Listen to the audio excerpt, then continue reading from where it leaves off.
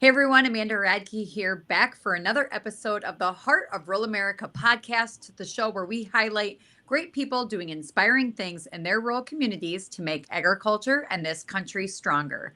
Today's guest is a return guest who's been on the show before. You guys are no stranger to this gentleman. He is a Marine, he's a business owner, a horse trainer, an advocate for agriculture and the Western way of life, and he is the founder of Western Justice. David Duquette, welcome to the show. Thanks, Amanda. Appreciate it. You know, we've had a lot of phone calls lately where I feel like if we had just recorded them while we're Yeah. both barreling down the road, they would have been pretty interesting primetime stuff. Yeah. Uh, so I kind of thought, as we kind of digest this presidential election and what comes next and what to look forward to in 2025 and beyond, I thought it'd be good to maybe just catch up with you and kind of get your perspective. You were connected to the Trump and Pence administration. You did a lot of work with Western Justice during that time. And so maybe just to start, can you tell folks who you are and what Western Justice does and maybe some highlights that you guys have been able to accomplish in Yeah. your tenure? Yeah. So mainly in the first, well, almost the whole first administration for Trump, I was running Protect the Harvest. So that was a really good time for us, especially after the Hammond pardon. It was kind of funny, and I tell people this. It was everybody thought I had a direct line to Trump afterwards. So which I didn't. I didn't have a direct line to Trump. Yeah. I had Pence's chief of staff's cell phone number, but I didn't have a direct line to Trump. But everybody assumed it. So if I called the Secretary of Ag or I called the Secretary of Interior or the EPA administrator, they all returned my call so it was a really productive for what we do. It was a really productive time. That's starting back up now. So thank God we got a new administration. I mean, we were Yeah. pretty doomed. It looked like we were pretty doomed if we didn't. So, we're basically the way I explain Western Justice is I kind of took what we did in Protect the Harvest and stayed in a lane. So basically, we're in a lane that I know very well. I grew up in it. I know it's my life, which is the Western way of life, the horse industry, the Western horse world, the rodeo world, and the ranching community. So that's kind of the lane I stay in.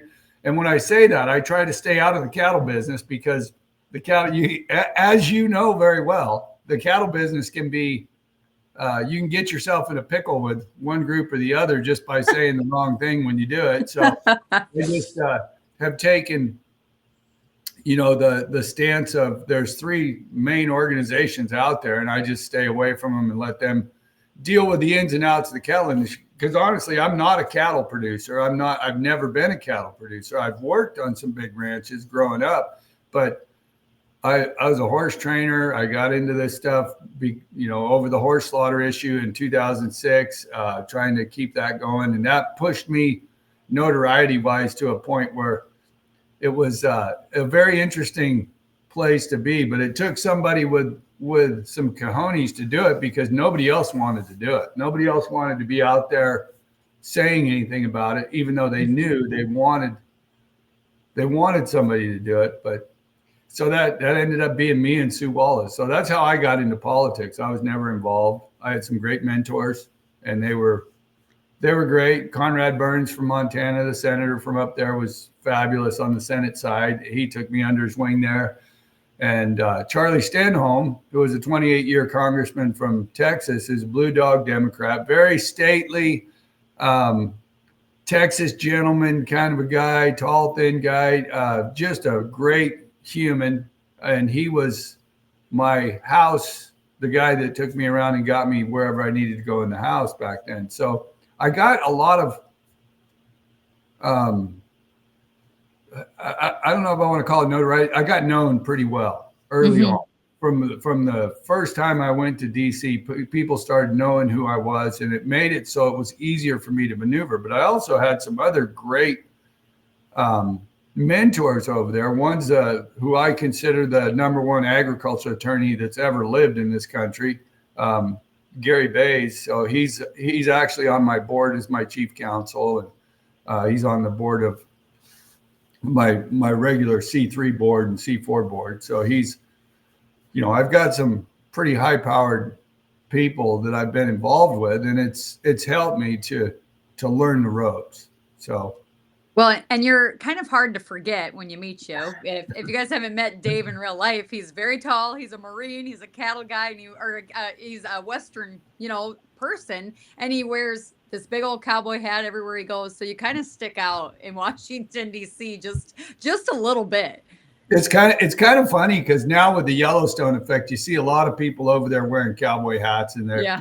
I call the Yellowstone effect the third coming of the urban cowboy. We had the urban cowboy phase back in the 70s and early 80s, and then there was the country music phase that kicked off with all the Dwight Yoakams and Alan Jacksons and Garth Brooks, all of those people, and then that was kind of the second coming, and then now the Yellowstone phase is the third phase and I welcome it. I mean, I love people to want to be a cowboy, want to live the lifestyle, or want to at least pretend it, so it helps out not only our industry, but all the people who fund our industry as far as sponsors and things like that, like the hat companies, the tack companies, everybody out there in our business has profited off of this Yellowstone effect and what Taylor's done with that. So, Yeah. Well, I got to go back to your statement about kind of staying in your own lane and not getting into the inner political fightings of the three major cattle organizations. I think that's why you and I get along, because I let those three do their thing too. Because to me, I'm like, there's a lot more independent cattle ranchers that are a member of none of these organizations. exactly. And at the end of the day, I think I probably speak for both of us, but we're American first patriots who believe in private property rights and free market capitalism, and everything else is just kind of white noise. And so what do we see that's stripping away those things? We see animal rights activists and environmental extremists and, political agendas that seek to further control the American cattle rancher, livestock producer, horse owner. So I think that's where we align a lot. It's just that it's that independent, free spirit American that wants to be left alone and be able to run their businesses. And there's all these external threats that are coming. So I guess that leads me into my next question is, what threats maybe are you not as worried about now as we move into a Trump administration? What monkeys are off our back? And maybe the second part would be, what are you concerned about moving forward? Well, with this administration, I was really concerned with Matt Gaetz, and that was very concerning to me. Did it put him in a box? If he was attorney general, if he would have been attorney general, does it put him in a box that he's not going to be, promoting the animal rights groups? Because for your viewers, Matt Gaetz, and there's a lot of cool stuff that he does. I mean, he is a loud voice for the president and Right. and helps out a lot. But Matt Gaetz is the number one pusher of the animal rights groups, and I mean, he's one of their humane legislators of the year kind of guy. And Vern Buchanan, another Republican, there in Florida, is the same way. They're the ones that got the Greyhounds banned, and they work on a lot of things like that. And actually, I've been trying to get a sit down with Laura Trump, because the reality is Laura's been manipulated, in my mind, by these guys. And she's my biggest, I don't really want to call her a problem. I want to more call her an issue in the Trump administration, because she is bought off with these animal rights groups. And as I'm sure one of the biggest pushers against the Western horse world and the horse world is Marty Irby. Well, he's been over there pushing the Horse Protection Act and all these issues for a long time. And he just started another group that is targeting it's called the Wilberforce Institute or something along that lines. But he's started this group to target bringing in Republicans into that world. And statistically, we did all, when I was at Protect the Harvest, I did a rundown. I did it myself. I did the whole rundown and laid it out where the Humane Society of the United States puts up their rating of how good of a humane legislator you are. So Yeah. I think in the Senate in that year, each, and it was 0 to 100. The average Republican senator had like a 15% rating or 15 rating, and at the average Democrat senator had a 85% or 87% rating. And then Hmm. there was in the House, it was kind of very similar. It was, I think it was even a little more lopsided in the House. So that tells you that the Democrats are generally, as a whole, against our way of life and what we Right. do. So that's why you don't get a lot of support out of Democrats, and you don't get a lot of you don't we don't give a lot of support to Democrats. Now I work with both sides. I mean, there's been some over the years.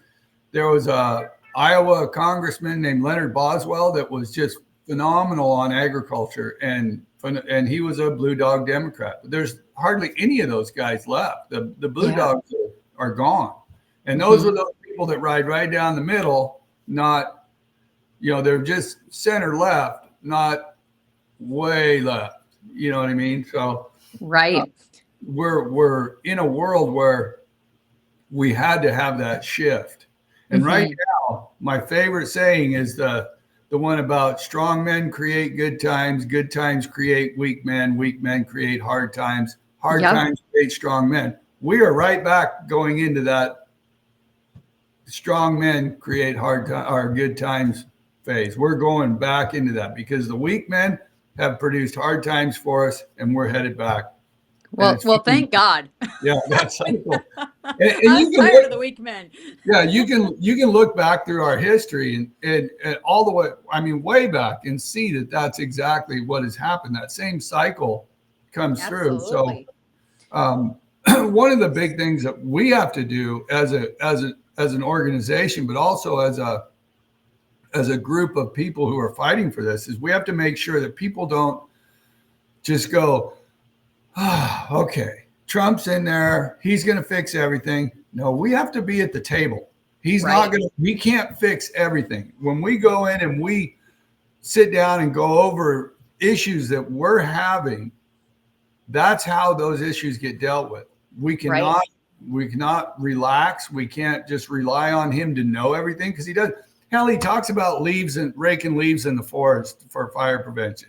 I mean, and it was so funny the first time he said that back in the last administration. I said, I called up Corey Lewandowski. I said, Corey and Sean Spicer. I called them both, and I said, guys, get the president to quit talking about leaves in the forest. It's not leaves that are a problem. It's all the brush and the deadfall and all that, especially out west here. It's all where I live. Right. It's all deadfall from pine beetles and all of that kind of stuff.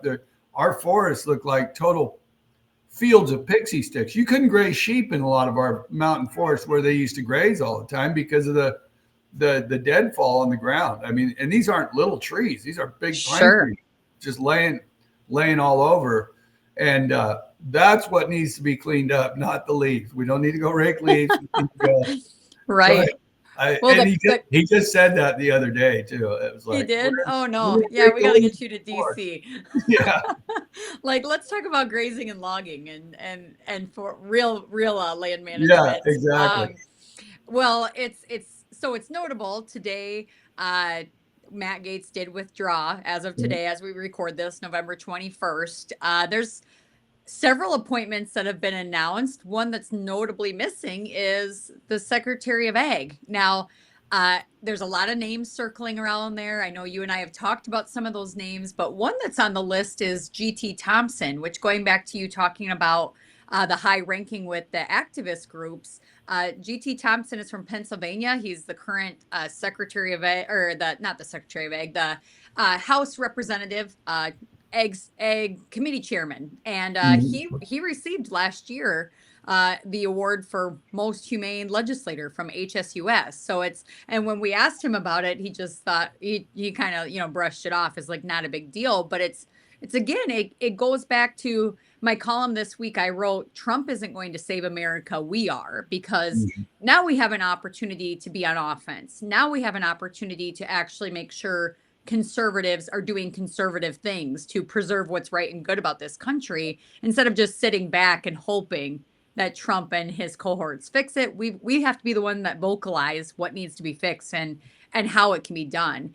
So maybe just going down the list of, I just maybe thought some of your thoughts. I guess let's talk about that Secretary of Ag position. Who would you like to see fill that slot? I would, the two people that come up a lot around me, and I'm not sure that, because you never know what Trump's going to do. I mean, Right. he might pull a rabbit out of his hat and take somebody that none of us are even paying attention to. But I've heard Massey. Mm-hmm. I heard Cindy Hyde Smith got offered it and said she liked being in the Senate. She didn't want to do it. Okay. She would have been phenomenal, by the way. I love her. She's a great senator and great human. But Sid Miller from Texas is another one. Sid, I would love to see Sid in there. There's Kip Tom from Indiana, which is, he's an establishment farmer. He's going to toe the line establishment wise. Sid Miller might go in and do more of the bidding of Trump by going in and actually shaking things up. I mean, he's Right. well known for that. Him and Trump he's rode, when he goes to Texas, he's riding the beast with him back when he was president. Sure. First administration. So Sid knows him well, and he knows Sid. And from what I understood in the first administration, that Sonny Perdue was going to leave at the end of the first administration, and if Trump would have won, Sid was the pick at the time to go in and take his place. So Okay. I don't know. I mean, at this point, with the way things are going and the appointments that are going on right now, I don't know who's going to be in there, and I'm really anxious to figure that one out because we have a lot of work we do with the USDA. Now, Mm-hmm. luckily, a lot of the same players that I dealt with before at USDA were all under the secretary. I mean, Yep. we were able to accomplish some wonderful stuff. There was a friend of mine that is the oldest ranch in Nevada, oldest family ranch, single iron ranch in Nevada. It was established back in 1862, I think, when Nevada became a state.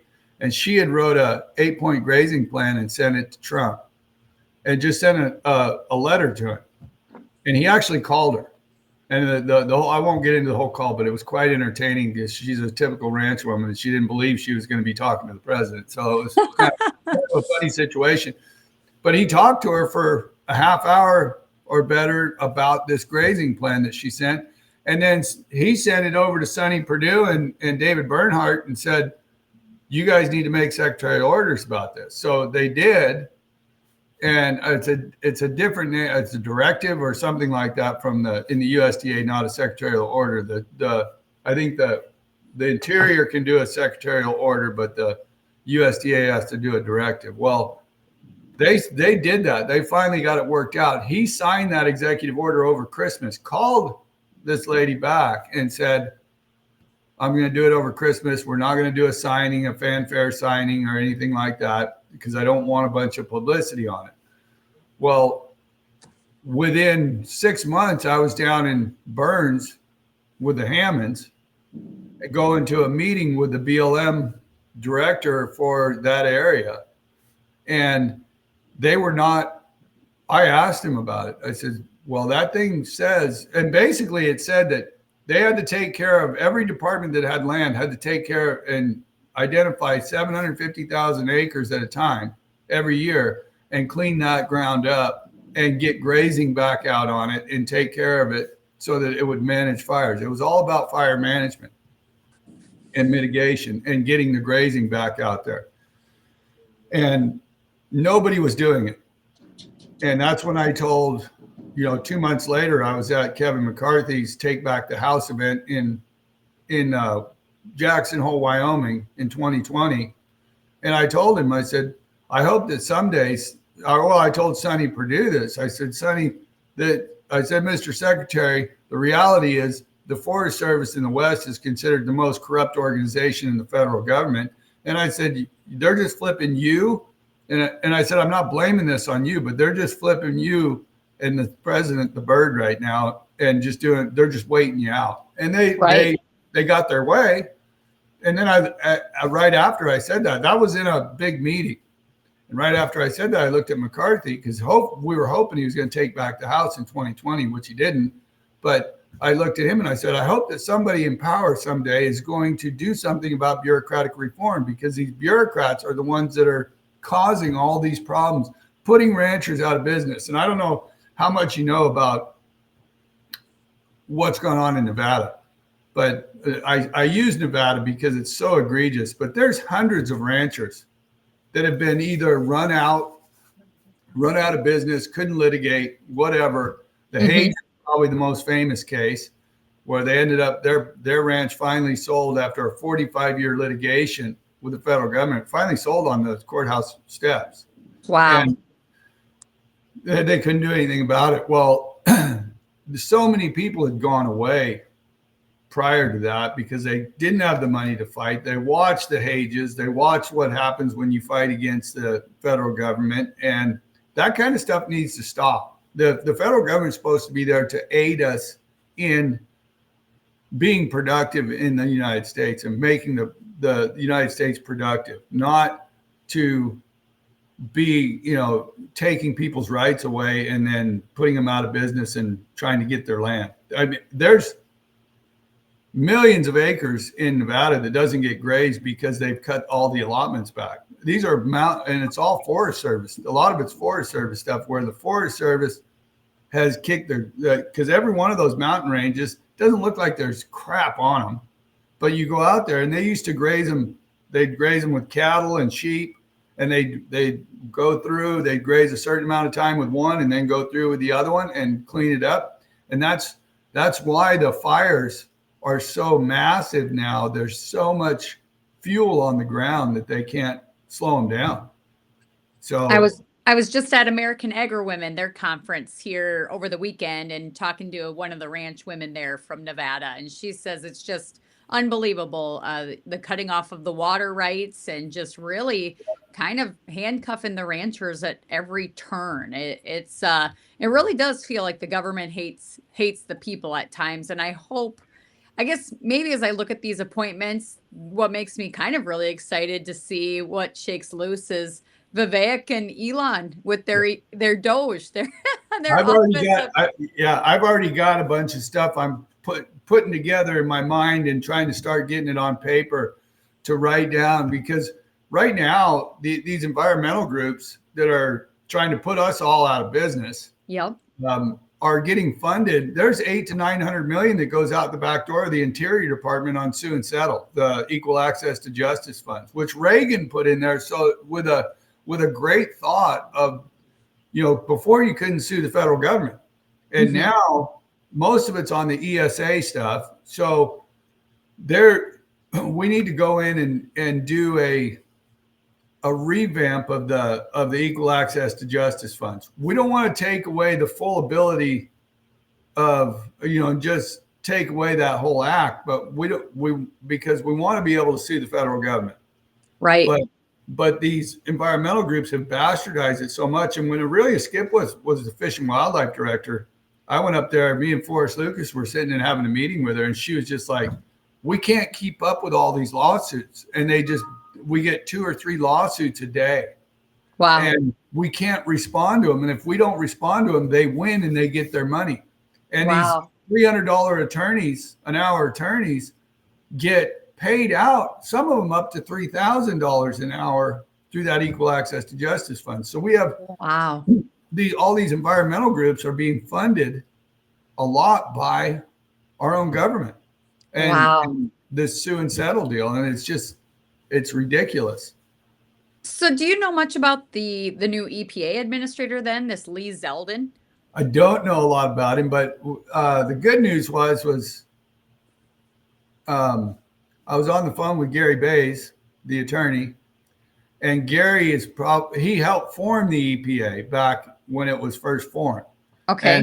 it's been bastardized and bastardized, just like every federal government that meant well has done Yep. or happened. And we were on the phone, and his chief of staff called him while we were on the phone, so he got off the phone. So that's a to me that's a really good sign that he is reaching out to Gary Bays for information Sure. and some knowledge there, because that guy knows more about what's happened with EPA and what it was set up for than anybody. And Scott Pruitt when he was in there, he was doing the same thing. So How so I've got to ask, obviously I'm from South Dakota, so the Dakotas stick out to me, but the Dakotas have been in the news a lot here lately yeah, they with have. Yeah. and we have Senator Thune is now the majority leader. We have Kristi Noem is going to be Secretary of Homeland Security, and then North Dakota's Governor Doug Burgum is the Interior Secretary. I guess, do you have any comments on that and what that might mean for the Trump administration? I thought that was a weird choice. I thought that was an odd choice, because I was hoping we were going to have an interior secretary that was from out west, where most of Hmm. the public lands are, and a lot of their budget is.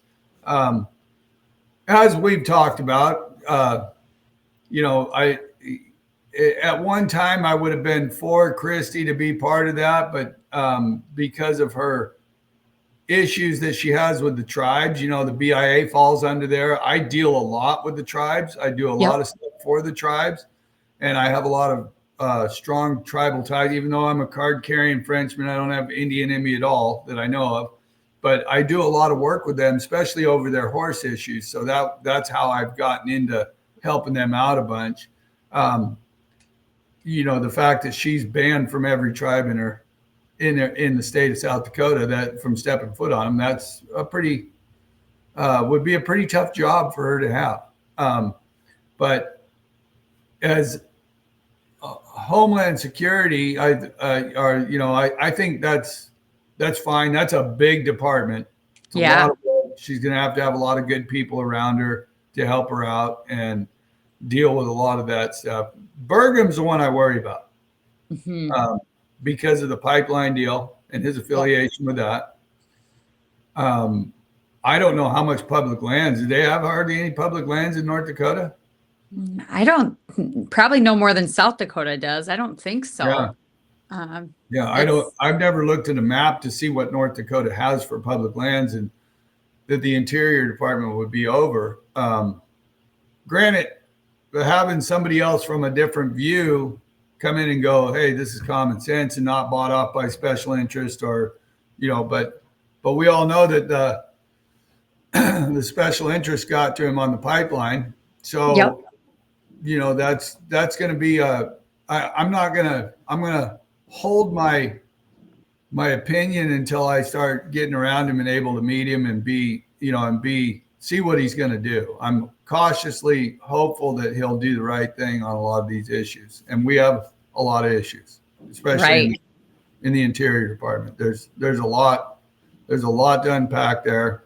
And like I said, the Forest Service is under USDA. So whoever gets that, I'm going to be in their ear a lot or their people are going to know me a lot because of the issues that we have with Forest Service out here in the West. Right. Well, I'm kind of the same mindset. I'm sort of in a wait and see mode Yeah. because, yes, obviously that carbon pipeline fight has been huge in the Dakotas, and both Kristi Noem and Doug Burgum are connected to it. And we've been really hopeful with the Trump administration that, okay, he would defund the Inflation Reduction Act, he would end the Green New Deal, and thus all of these projects, the carbon sequestration, the solar, the wind, that would go by the wayside and we'd actually focus on real energy independence. And so those two seem like a mixed bag of like, okay, I'm not sure how they fit into the mix here. But then you also have Robert F. Kennedy Jr. and you've got Vivek, both who have spoke against the carbon pipelines, and they're Right. right in this administration too. So it's going to be an interesting time. But again, it goes back to what we've said the whole time since the beginning of this episode. It's going to take the right people surrounding Trump, but that means us too, and we That have a means voice. we have a voice and an ability to communicate those things and really to hold these appointments and Trump accountable, to follow through on the promises of that America First movement that we saw a red wave go across the country. The voters want what they want, and I'm going to expect accountability and follow through. And, that's the, to me, that's the key reason we're doing what we're doing with Western Justice. And I do, if I can get in the door and be at the highest levels, I know how to get in the door and start the conversation. So I've got forest people who clean up forests, and can go in and clean all that stuff up. I've got an appointment for the BIA that I want to get people involved with. I've got all kinds of people out there that don't fall in the line of Western Justice, but we can go open the door to get that conversation going, and that's what it needs. We got to have that. Well, full disclosure for all the listeners, I've already told Dave behind the scenes, when you're getting those meetings in DC, I'm hopping on a plane and I'm going too, because I got some messages from South Dakota to send to Trump. I guess any other ones that you've kind of are excited about or interested in? Any thoughts? Any thoughts on Kennedy being in charge of Human Health Services? I think. Is there a lot of things that he can fix? Yeah. I think there's going to be things that he's going to run into roadblocks with. Yeah. And it's probably not going to happen. I mean, I was talking to a guy down in Texas about Kennedy just this last weekend. And I said, listen, do you know, and this is a guy that was big in agriculture. And I said, do you know who Norman Borlaug is? And he goes, no. And I go, well, you should look him up. Yeah. Because all this talk about GMOs and all this talk about all that stuff, we wouldn't have most of the vegetables that we consider great vegetables if it wasn't for them being genetically modified. Broccoli, all those kind of things. And now you can go on the hunt and the fight over pesticides and herbicides and all that stuff and our different fertilizers and all that, but and maybe make a case for some of that stuff to not be around. But where I think Kennedy's going to be the best is I saw a meme the other day on Twitter of Heinz ketchup, and maybe you saw this, the Heinz ketchup bottle and the ingredients of a U.S. Heinz ketchup, and then the ingredients of a UK Heinz ketchup. Mm-hmm. And it was all natural in the UK. Everything was natural. There was none of all the bullshit that goes into ours. And then you look at ours and there's all this stuff in there that is, it keeps the shelf life or whatever. I mean, think about it. How, if you go buy normal bread or a McDonald's hamburger, I know somebody that had a McDonald's hamburger in their pickup, one of the 2 cheeseburger meals, like deal, unwrapped it. It had been there for almost a year and it wasn't moldy. How in the holy hell does that happen? Mm-hmm. You know what I mean? That's to me, that is, it's like, what am I putting in my body? So those kind of things, and the dyes and all the stuff that he talks about, he's been talking about, that I don't have a problem with him taking all that out. I eat pretty clean anyway. Yeah. So I would much rather see people eating clean. I think that's part of our health issues. And I do believe that. So I'm hoping that's what he concentrates on, because, he's going to have 2 years at least. And hopefully if they get enough done and everybody still seems great with it, then we have 4 years to deal with some of that, and then maybe even beyond. But yeah, I know there's a lot of corn farmers that are really nervous, and I get it, but I guess for his appointment, I am hopeful of those same things you are. Like, I saw he was just fact checked because he talked about Fruit Loops, and in the fact checks they pointed out, well, and they're both flavored, but in the one that he was comparing it to, instead of the red and blue dyes, it was blueberries and like raspberries. That was what said sweetened and colored the Fruit Loops. And I'm like, hello, you just proved his point. But what made me really excited is him starting to talk about beef tallow and cooking with animal fats again instead of seed oils. Now, the corn guys might not like that, but the reality is, I mean, between our dietary guidelines for Americans, which I believe has been the worst experiment in human health in probably global history. I mean, Sure. the American people have the highest rates of obesity and diabetes and heart disease and cancers and autoimmune diseases and ADHD and all these different things. And it's like, well, maybe we need to start asking those questions. And I think he's kind of on the right track in some of the things he's talking about, that maybe it is time to get back to the basics, meat, dairy, and eggs, you know? Well, and he's going to be looking. He's going to be looking at a lot of the drugs that they give us, and as you know, I had a heart attack in January. Obviously, it wasn't bad enough to kill me, so I I started researching myself and the statins and all that stuff. I want to go away from all that, and Yep. I have gone away from it all. And there's things that we're missing in our food supply that we don't get enough of, like vitamin K2, that kind of stuff. And now all of a sudden the FDA has been telling us, and every doctor's telling you that you can't, if you're on a statin, you can't get off. You got to lower your cholesterol. Well, I'm Right. a prime example. I was on all of that stuff, listening to him for 8 months. And then I finally said, no, I'm getting off this stuff. This is causing cramps. I've never been a cramper in my life. And, started dealing with that. And I started researching with a cardiology unit in Arizona. And turns out vitamin K2, puts all the plaque or not plaque, it's calcium. Plaque is calcium where it's supposed to be. We're not getting enough of that in our diet. And that's where Sure. a lot of our issues are coming from, are not taking care of that. And I can guarantee you, when I went off of the statins, and I'm only 50, I'm 59. So when I went off the statins, every day afterwards for about a week, my cognitive level, I noticed a huge jump in my ability to stay focused and going all day without aid of caffeine or anything like that. So Sure. Yeah, I mean, the two go hand in hand. And I think we all saw it during COVID, just how wildly influential the pharmaceutical companies are and who benefits the most. What's the most profitable? To have a weak and sick society that can be easily controlled because they're a constant customer instead of an independent, strong, and healthy citizen who's like can stand up for themselves and fight for the Constitution and their liberties. And I'm gonna put my money on healthful living. And I think it just, this administration can do a lot of things, but it again is up to we the people to prioritize those things. I mean, we have the opportunity to buy and eat those things now and not be a customer of the crazy products. But I I guess I was on the phone with another legislator the other day, and he probably summed it up best, where he said, let it kind of seems to me like the theme of the Trump administration is just to kind of go in there and mess some things up. So let's see what happens in like the best way possible. Let's shake things yeah, up and see what happens. I think he's smart enough. It's just like what Elon did with Twitter.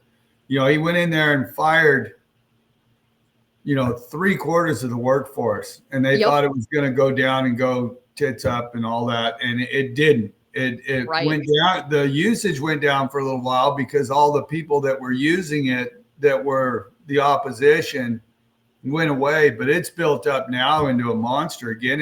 And I just saw the video of him talking about he wanted to get rid of. He had three servers. There was three servers for Twitter, and one was in Sacramento. He wanted to get rid of the one in Sacramento. It was going to take 6 months for them to get to it. Yeah.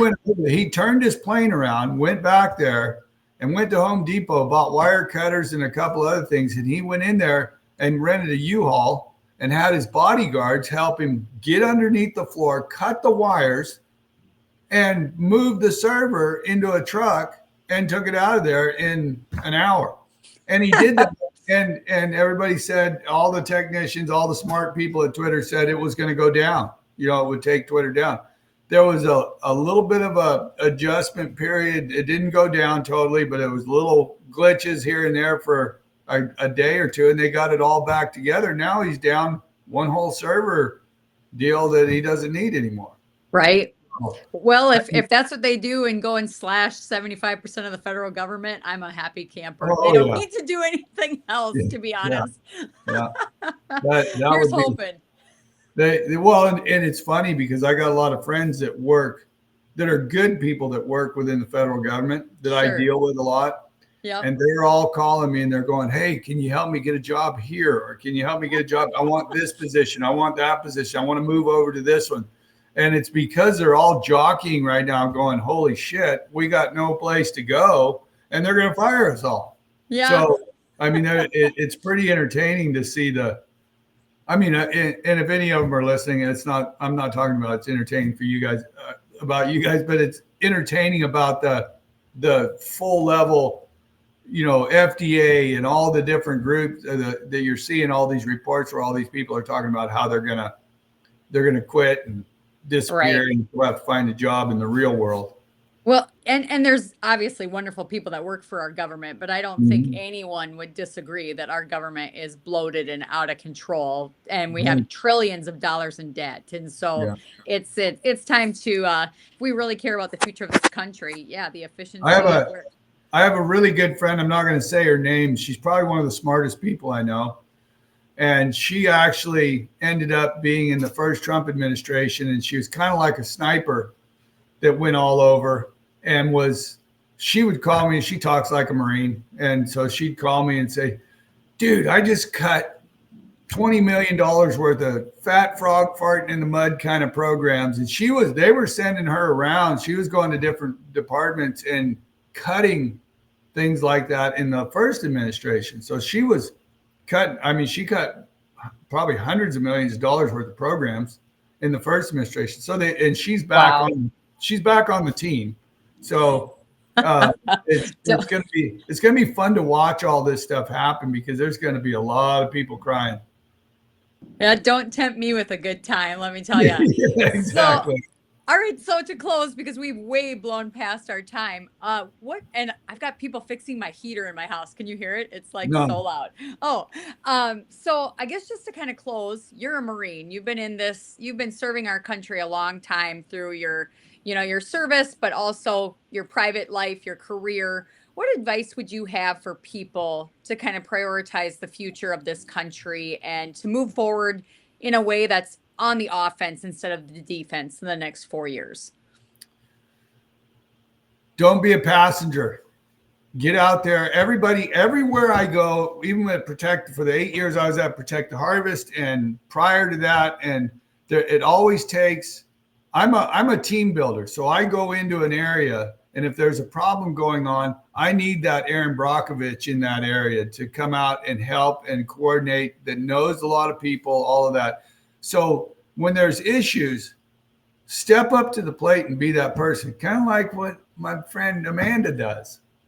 So I mean, that's that. It's not that hard. It's not that difficult. You're gonna piss a couple people off, but the majority of people will thrive and be very supportive of you to do it. But people need to stand up and be counted. And we're a membership organization. I got to give a plug to Western Justice, but we're Yes, a please member. do.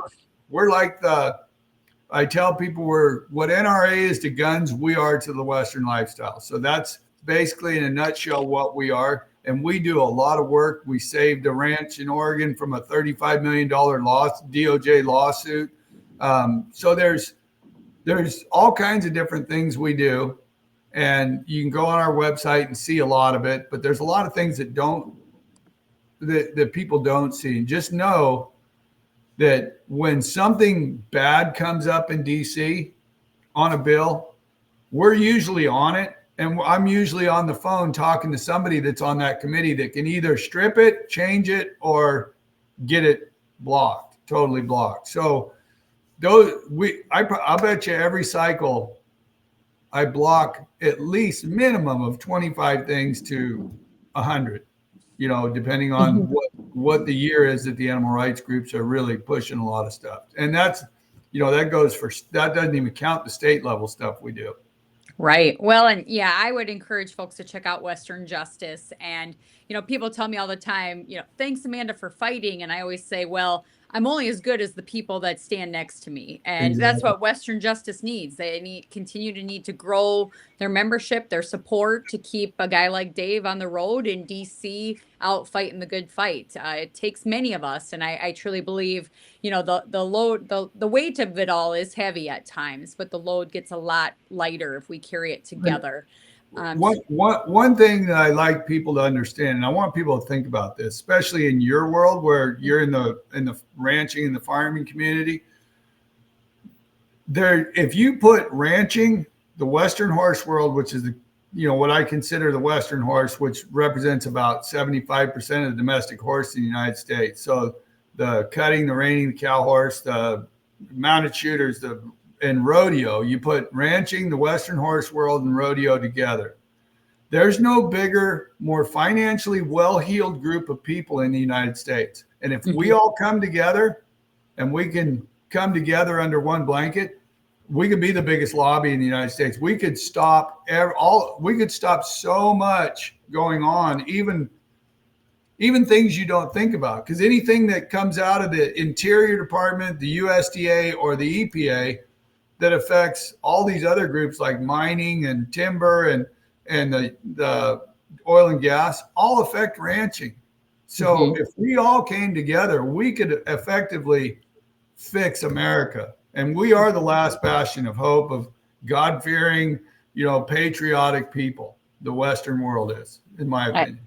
I absolutely agree. I've said it many times because as you know, our pipeline fight here is never ending. But I've said I don't think it's any surprise to me that it's a whole bunch of cattle ranchers that are kind of Yeah. leading the charge on it, because we are independent minded and we want to be left alone and we believe in this country and we love the land and the livestock and people. And so that's what you represent to me too, Dave. And I'm just thankful for the friendship and for your fight. And I hope that we can connect sometime very soon on the road to fight the good Yeah. fight in 2025. When So I go, I'm calling you because I need a woman in the room when we go. So I need one awesome. that can chew somebody's ass, and that's what we need I'll be there in a polite way. in a You, nice way. Yes. yeah, you can do it in a polite way. You're good at that. All right. Well, we'll be looking for another update very soon in 2025, Dave. So until then, we'll see you on the Dusty Trail. All right, thanks.